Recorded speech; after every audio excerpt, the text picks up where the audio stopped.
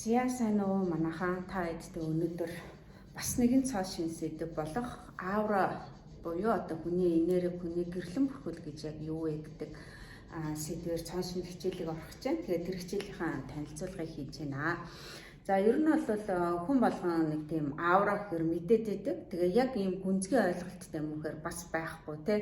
За тэгээд энэ маань болохоор одоо энэ орчлын ертөнцийн дээр болж байгаа эд юмс чамд тохиолдож байгаа одоо бүх зүйлс тэгээд одоо юу ажил үйлс бүртгүүлэх ч юм уу өвчин одоо янз бүрийн өвчин орох ч юм уу те ямар нэгэн юм зүйлсүүд болохоор бид нар ламдарч намшуулах ч юм уу бөөдөр очих ч юм уу за тэгээд эмнэлэг дамлагаар ингээд явах асуудлууд байдаг гэвч хамгийн чухал зүйл юу гэдэггүй гэхээр хүний өөрийнхөө гэрлэн бүрхүүл буюу аура энергиэс бүх юм шалтгаалж идэв юм байна.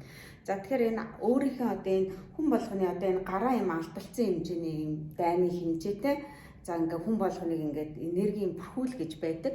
За энэ бүрхүүл маань одоо хүн болгоныхоо өөр өнгөтэйгөөс гадна за тэгээд энэ бүрхүүлийн одоо алдагдал одоо энергийн гэмтэл болохоор хүний биед ямар өөрчлөлтүүд гардгийг те нөгөө эд зүйлс одоо алдах ч юм уу эд зүйлс эд хөрөнгө тогтохгүй ах өрөндөө орох за өвчин зовлоо орох гэл ингээд асар олон зүйлсүүдтэй ингээд маш одоо нарийн нэгт одоо холбоотой байдаг юм байна. За тэгэхээр бид нар болохоор яадгүй гэхээр энэ гэрлэн бүрхүүлийг одоо байнгын одоо энергиэр одоо тэтгэж одоо дүүрэн фул байлгаж бид нар өнөөдөр өвчин зовлонгүй те эрүүл саруул одоо эд баялаг элбэг хангалуун тэгээ өөрийнхөө энерги хүртэл одоо бусдад одоо хайрыг түгээдэг бусдад хайрыг татдаг ийм энерги их усүрийг хүн өөрөө бий болгоод юм байна. Тэгэхээр энэ талаар тайдтэйгээ яриа гэж бодож байна. Тэгэхээр ер нь бол хүн болгоны өөр өнгөтэйгөөс хамаарат одоо цагаан цэнхэр ягаан тэ шаар ногоон гэдэг янз бүрийн гэрлэн бүрхүүлээсээ болж одоо тухайн хүний одоо зан чанар өгөгдөл тэ одоо ил болоод далд ухамсарынхаа одоо өгөгдөлийн хорвоо ертөнцийн дээр холбогдож байгаа энэ бусдад нөлөөлж байгаа нөлөөлөл нь одоо шалтгаалд юм байна. За тэгэхээр бидний одоо үндсэн 7 хүрт гэж байдаг те. За тэгээ үндсэн 7 хүрт буюу энэ 7 хүртний талаар маш дэлгэрэнгүй одоо мэдээллийг бас өгөх болно. Одоо жишээлбэл мэлмийн хүрт одоо гэмтгээрээ яадгүй гэхээр бид нар одоо янз бүрийн муу мухай зүйлс үзэх харах тэгээ өөрийнхөө энерги өөрөө гэмтэж идэг. За хоолой хүртний энерги гэж байдаг. Хоолой хүртний энерги гэмтгээр бас яадгүй гэхээр бид нар одоо амнаас одоо муу гаргах болохгүй бүтггүй зүйлс ярих. За тэр цонхны заан хин нэг хүн явж ирэхэд тэр хүний хараад би элдвэр хэлэхэд тэр хүн сонсохгүй гэхдээ миний амаар гараад миний хоолой хүртний энерги буюу аура бүрхүүл гэмтчихэд юм. Тэгэхээр бид нэр ярьж хэлж байгаа зүйлс, харж байгаа зүйлс, сонсож байгаа зүйлс, бодож байгаа зүйлс тэг бүх юмдаа ач холбогдол өгөөд нөгөө хүмүүс ингээд нэг бясалгаад байдсан шүү дээ. Бясалгал хийн гэдэг.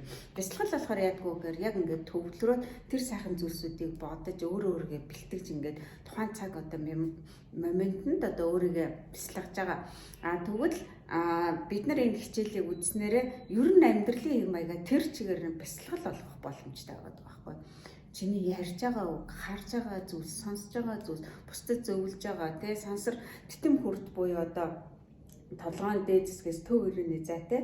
За тэгээд нэг Америкчууд эдэр бол нэг энэ жилгээ энэ дээрээ цаграг магарахтай байдаг те. Яг энэ хэсэгт ингээд байж идэг. Энэ титэм хүрт бол сансар окторгоогоос энерги авдаг. Сансар окторгоотой энэ хүрт маань онгорхой байж одоо энергийн солилцоо цаа авснаар одоо сэтгэн бодох чадвар сайн тэ гүйлгээ ухаан сайн тарих толгойс хэрэг тэ шин одоо санаа манаа санаачлагч эдэргээд бүхэл одоо амжилтын их үүсвэр болж идэг. Тэгэхээр энэ олон зүйлсүүдийг одоо нэгтгэхэд маш гоё юм хичээлийг бэлдсэн байгаа. Тэгэхээр бид нар ажил үйлснэг л болж өгөхгүй өөрөө хичээгээл идэг, зүтгээл идэг. Яагаад би цаанаасаа нэг л юм болж өгөхгүй байгаад байгаа юм бол эсвэл би хайртай хүнтэйгээ найз нөхөдтэйгөө гэр бүлтэйгээ хичээгээл гоё сайхан харилцаа үүсгэх гэж хичээгээд байна. Би хичээгээд хахад нөгөө талаас надад ирж байгаа энэ сөрөг байна. Тэд нар намайг ингэж юм гэдэг ийм ойлголтоор бид нар ингээд өөрийгөө зөвтгөж авч үлдээд байдаг болвол яг энэ хичээлийг сонсноор энэ энерги гэж юу юм чиний өнөөдөр гаргаж байгаа энэ энергийн долгион яг ингээд нэг юм усны долгион шиг усан дээр бид нар ингээд чулуу шитгэр ингээд цаграг үүсгээл томордог шиг чиний гаргаж байгаа энэ долгион энерги тэр чигээрээ масаараа ингэж явсараад бусдад түгээгдээд буцаад ирэхдээ чам дээр тэр хэмжээгээрээ бүр их харивжиж ирдэг байх юм. Тэгэхээр чи өөрөө яг л цуураш шиг л байгаад байгаа юм л да. Тэгэхээр чи өөрөө ямар цуурыг гаргахыг хүсэж байна? Чи ямар энерги, чи сөргийг гаргаж ивэл чам дээр бусад сөрөг ирж идэг. Яг ингээд үйлдэл дээр ч юм уу, аман дээр ч юм уу би сөргийг гаргаагүй, би сайхан тэ зүйлсүүдийг хэлж ингэж байгаа гэсэн хэрнээ бидний даалт ухамсарт буюу бодолт болохоор тэр зүйлс маань суух тийм ихтгэл үнэмшил байгаагүй байж дээ. Тэгэхээр биднэрт энэ бүх зүйлсүүд ингээд нөлөөлөд ирэхээр нэг л болчихгүй. Нэг юм дутуу байгаад байдаг. За тэгэхээр Авра буюу гэрлэн бүрхүүлийг бид нар фул болгохын тулд хүн өөрөө өөрийгөө засдаг юм байна. Энэ 7 хүртнийхэн энергийг онгойлгод юм байна. Энерги хүртийг байнга идэвхтэй байлгад юм байна. Хоолын хүртний энерги гэмтээд ирэнгууд муу мохоо хэлэх иймэрхүү одоо ховж ив ярих, бусдад гоншигнох, хэрүүл уруул өдөх иймэрхүү зүйлсээр хоолын хүртний энерги гэмтэхэд тэр чигээр ажил үйлсийн одоо хүрт байж байдаг. Тэгэхээр ажил үйлс бүтлгүүтэд ирдэг байна. За тэгэхээр иймэрхүү жижиг зүйлсүүдийг бид нараас амьдралд мэдээд өөр дээрээ хэрэгжүүлээд тэгээ энийг амьдралдаа цааш нь хэрэгжүүлээд явах юм бол бидний амьдрал ингээ гайхалтай гоё одоо нөгөө ийм нухчаан дунд амьдарч байгаа юм шиг амьдрал ийм барцгарч юм шиг харагдаж исэн бол амьдрал маш гоё харагдаж эхэлж байгаа. Нэгсэндээ бидний хар хүнцэг өөрчлөгдөж эхэлж байна те. Бүх сайхан зүйлсүүдийг олж харж байна. Бүх боломжуудыг олж харж байна. Бидний эргэн тойронд боломжгүй зүйлсүүд аль нь байгаа. Тэр дундаас ер нь бол боломжууд асар их байт юм байна л та. Бид нар болохоор ихэвчлэн боломжгүй зүйл рүүгээ фокус тавиад боломжгүй зүйл дээр тавьсан фокусаараа өөрийнхөө энергийг хүлээд, өөрийгөө ядраагаад, өөрийгөө стресстүүлээд, өөрийнхөө хүчийг бараад байгаа гэдэг юм.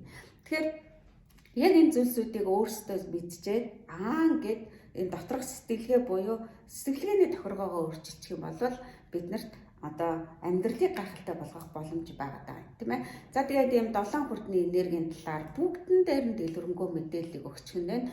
Тэгээд энэ хүртийг гэмтвэл ингэж засна тийм энэ хүрт ийм учраас гэмтэг байнгын одоо онгорхой байлгахын тулд байнгын одоо бусдыг татахын тулд одоо яах ёстой. За жишээлбэл энэ дээр зүрхэн хүрт буюу яг голын одоо зүрхэн хүрттэй ногоон өнгөтэй. За тэгээд энэ зүрхэн хүрт бол хамгийн хүчтэй хүрт гэж байгаа.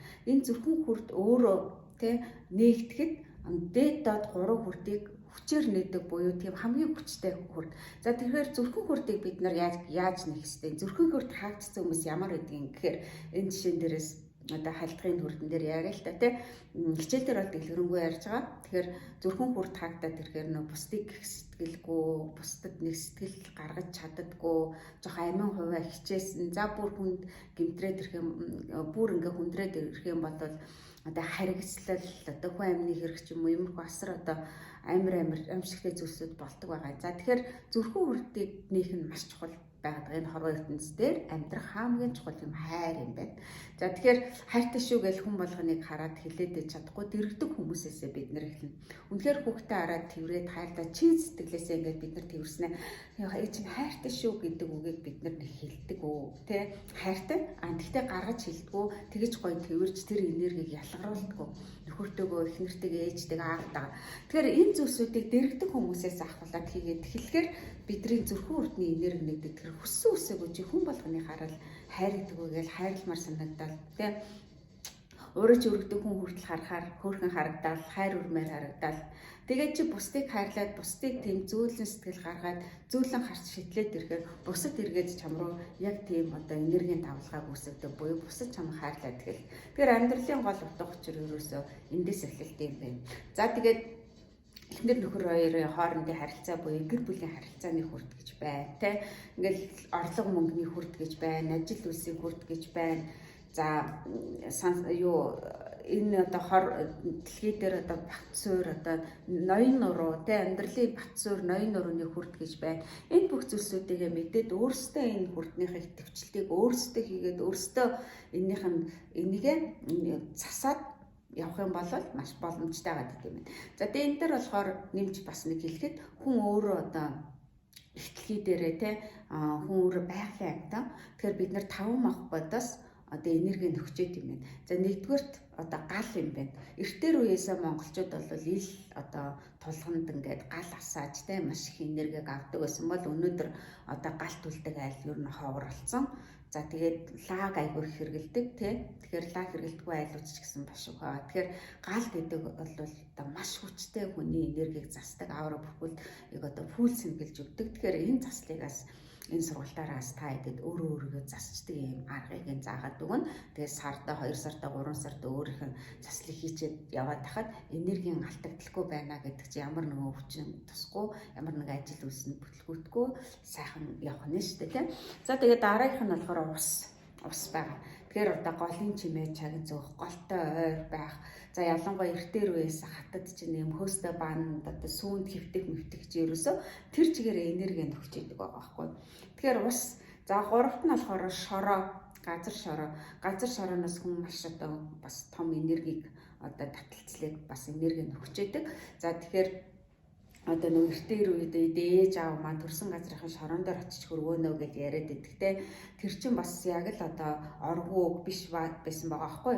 Одоо маш одоо энергийг авдаг буюу газартайгаа ойр хөл нүцгэн одоо бид нар газар шорон дээр явах газар ингээд нэг сайхан хэвтэгтэй. Энд чинь бас асар их энергийг одоо ялгаруулж яадаг юм байна. За дараагийнх нь болохоор өв сургамал буюу цэцэг навч. Цэцэг ургамал хана штэ. Эмэгтэйчүүд гэртээ цэцэг тарьдаг эмэгтэйчүүд айгүйх байдаг. Тэ гэрээр нь дөрөн ингээ гой цэцгүүд ингээд тарьж идэг. Энэ юу юм хэр ерөөсөн энерги өгч идэг буюу энерги тэр чигээрээ энерги одоо цацруулж идэг байна шүү дээ. За тэгээд агаар буюу салхи гэж байгаа. Салхинд гарах, уулахад нь далхах.